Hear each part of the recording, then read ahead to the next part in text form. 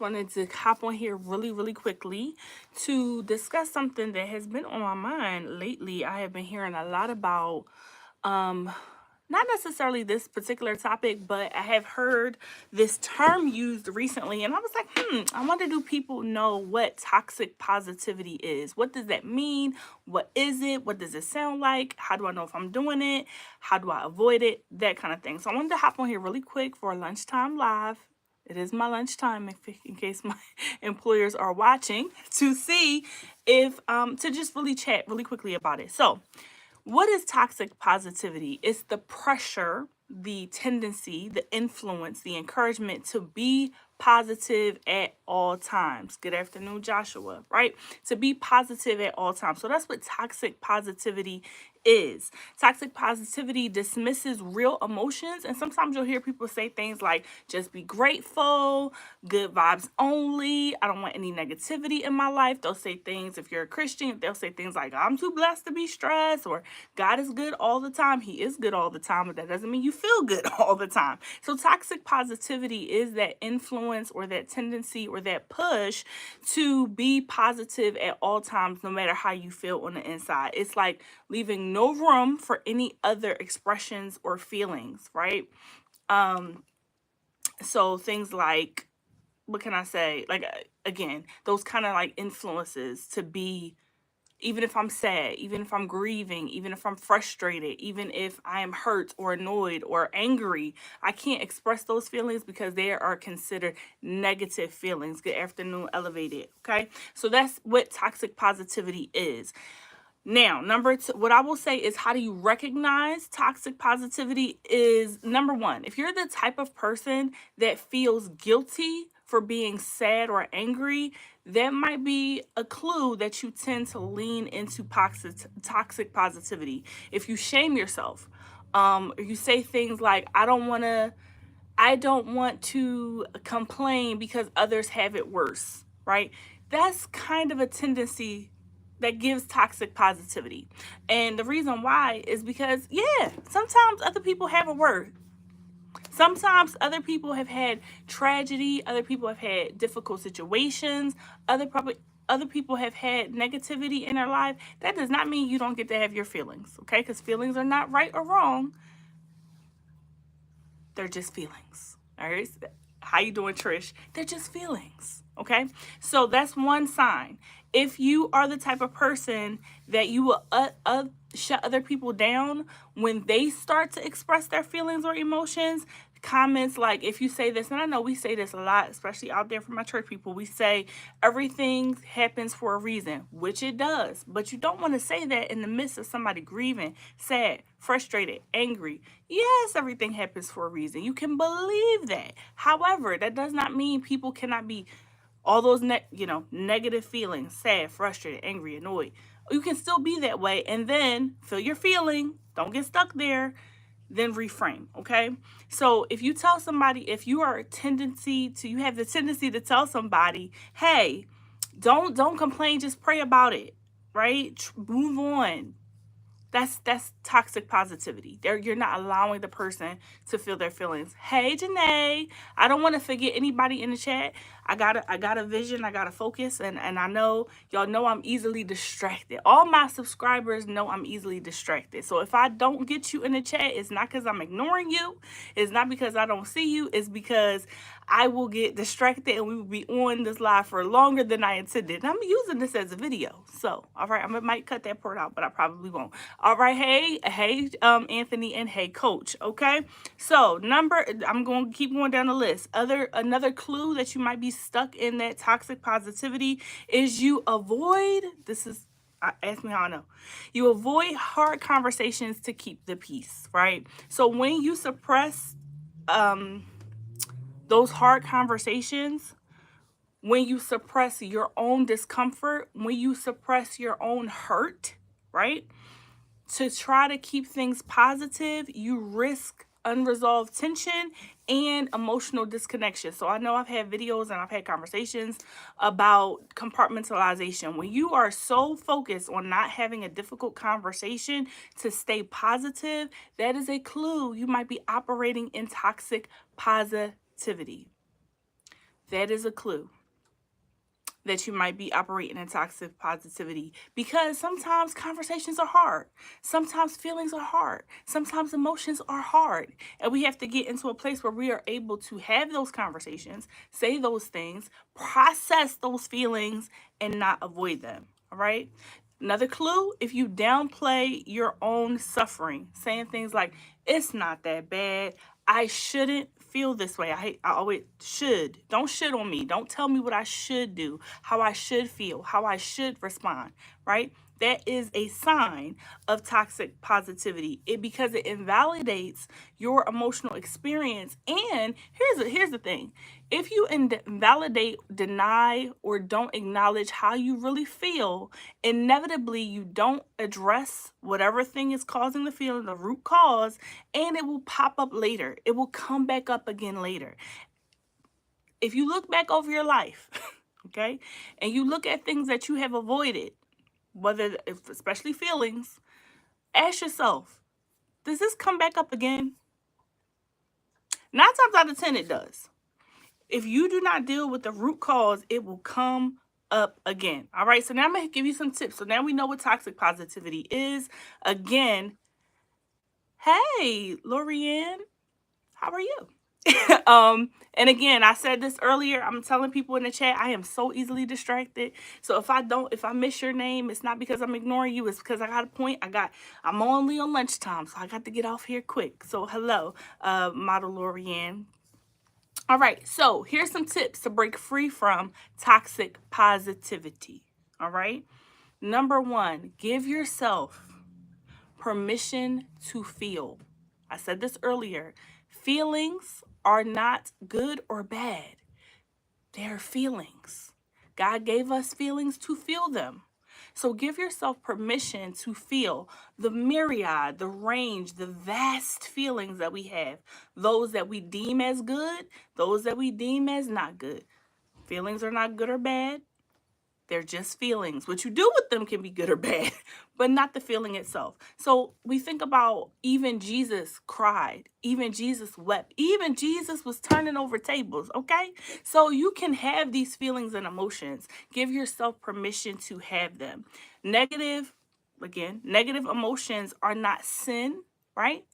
They're just signals, how you feel. So allow yourself to feel them and then process them so that you can move on. I'm going to go to the next one. Next tip, use balanced language instead of forced optimism. So what is balanced language? So this is the difference between toxic positivity and positive reframing. Toxic positivity is going to say, hey, God is good all the time and I'm too blessed to be stressed. So you can acknowledge I am having an emotion. I do not feel good right now, in this moment, in this day. However, I know that I'm grateful for what I have. I know that God is good. I know that I won't feel like this always, but I'm having a feeling right now. Okay, so that's the difference between saying, hey, no, I'm not going to acknowledge that I feel a little overwhelmed. I feel sad. I'm grieving. I'm frustrated. Versus, hey, I'm not going to get stuck in this emotion, right? You can say it's hard right now, but I'm working through it. I got up this morning. It was a little rough, but I'm so glad X, Y, and Z, right? It's a balance as opposed to one side or the other side, okay? You don't want to force people to have optimism. You can remind people, you can choose the part of the story you look at, but you allow them to tell their story, okay? You allow them to tell their story, all right? Other thing is you want to hold space for other people without trying to fix the situation. Say this all the time. I ask people, especially me, because I'm a fixer, what do you need in this moment? Do you need to be heard? Do you need to be hugged? Or do you need to be helped? By asking that, I allow them to share their story. If they want to vent, if they want to cry, if they want to be annoyed, if that's all they want and they don't want you to fix it, they don't want you to try to insert yourself into their situation, they want to have an attitude, they want to have a pity party, I'll allow that if that's what you tell me you need, okay? But understand, I can only sit in that space with you for so long. I'll be like, all right now, you good? After you get it out, now can we fix it? Anyway, you want to hold space. My complain time frame might be different than yours. I'll be like, all right, you get 2 days to complain. Then we got to move. Other people, they be like, no, I need to sit here for a little bit. Okay, all right, holla at me when you want to fix it. All right, but you want to give people the opportunity to have their own process, to hold their own space. Because some things, I'm gonna say this too, some things you don't get over, you learn how to live through. So there is no fixing. There are people that are bereaved. There's no fixing that. There are people who have had horrible tragedy. There's no fixing that. There are people that are living their lives with debilitating diseases, and there's no fixing it. There is learning how to process. There's learning how to move through, learning how to live with, but not fixing it. So we want to give space for other people's process, other people's feelings, other people's emotions, without trying to immediately fix it. We want to say things like, man, that's hard. I can imagine. I say this a lot. I'm like, ooh, I can't imagine. I can't even imagine what you're going through. How can I help? I'm here for you. If I can't help you, can I sit with you? What can I do? What do you need in this moment? These are all things that allow people to have their space and have their feeling. All right. If you are somebody who is a person of faith, I do not want you to think that you cannot insert that. You cannot have an opinion. You can, but faith does not require us to deny our feelings. It does not require us to deny pain. You can say, hey, I'll say it for you because some people are scared to say this. God, I don't like this. I don't like the way this feels. This doesn't feel nice. I would rather not be in this fire, God. I say it all the time. And so I want to make sure people know that He is able to handle all of the myriad of our feelings, right? Our faith does not require you to deny pain, okay? Read the Psalms. Read some of the biblical texts. Read even Job. Like, that frustration was expressed. That sadness was expressed, right? The anger was expressed. And these people did not get struck down. They got a strong talking to, some of them, but they didn't get struck down. God is able to handle our feelings and our emotions. Yes, Coach Mean Reen, I am going to answer your question right now because I saw it. There is a difference between toxic positivity and a positive outlook. And mainly the difference is allowing the person to have the feeling first. So when you say things like, and I know some of us inadvertently say it, we'll say, don't say that. Don't feel that way. Don't look at it like that. That's not necessarily, that can be a little toxic positivity. If you say, hey, I hear that. Would you like to reframe? Would you like to, is there another way to look at it? You could look at it this way. I understand that that's how you feel. Are there other feelings that you can have? So you give that person a chance to process it on their own time. Now, again, that's the difference between toxic positivity and positive reframing, because it sounds the same. It's just one that where you start matters, right? Where you start matters. So if I allow you to have the feelings first, then it's not toxic positivity, because I understand, and I said this to you before on the live, I'm like, no, you're not doing toxic positivity because you feel the feelings first. If you feel the feelings first, acknowledge the feeling, and then say, okay, I don't want to sit in this place where I've processed that feeling and now I'm going to move. That's positive reframing. It is choosing the part of the story that you are focusing on. It's not denying that the other part exists, okay? And the last thing I'll say is you want to seek safe community and healthy reflection. You probably have heard me say this before in other videos, okay? I do not want anybody to live in a delusional space, to be in delusion, to pretend like they don't have the feelings that they have, whether they're good feelings or bad feelings. Note the air quotes, right? I want you to be able to feel those feelings. Even numbness at its core is a signal to how you feel. You have to process that. In order to process something, you have to acknowledge it. You have to examine it. You have to look at that. So you want to be around people that allow you the space to process, allow you the space to examine, to stretch out, to break free of some of these paradigms that we're so often stuck in. So surround yourself with people who can honor that emotional honesty. Honor it. Like, okay, I don't even have to understand it. I am in fellowship with people and I'll be like, I don't even understand how they feel. I don't understand how you feel that way. All right.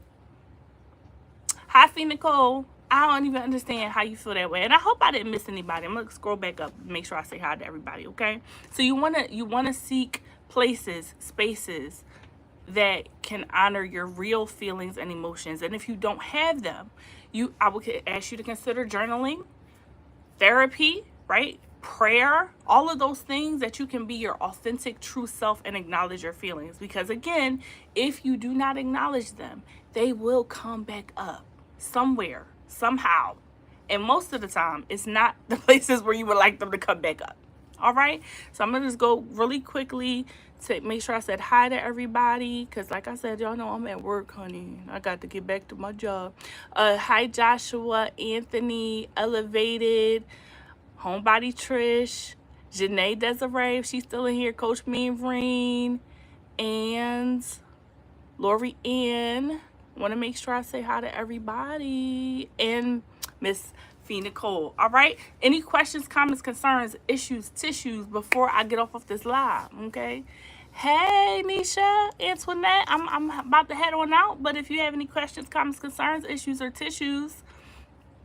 So anyway, so last thing I'm going to say, I want to encourage everybody, if they are having a feeling, have your feeling. Have your feeling. It's okay. You don't have to force yourself to be positive first. Feel your feeling first.